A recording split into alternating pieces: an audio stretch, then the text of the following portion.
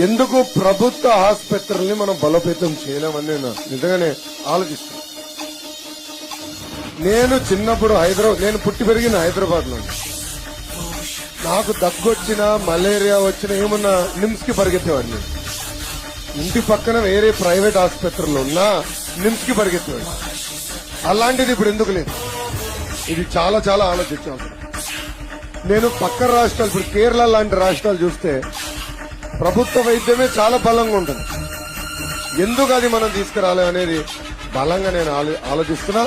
అక్కడ నీకు మెరుగైన వైద్యం ఎందుకు అందించలేమనేది ఒక ఛాలెంజ్ గా తెలుగుదేశం ప్రభుత్వం తీసుకుంటుంది.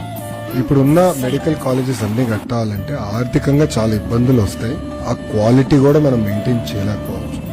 జనరల్ గా ఇబ్బంది ఉంటుంది ప్రభుత్వ వ్యవస్థలో. అందుకే ఇది PPP, ప్రైవేట్ పబ్లిక్ పార్ట్నర్షిప్. ఎందుకు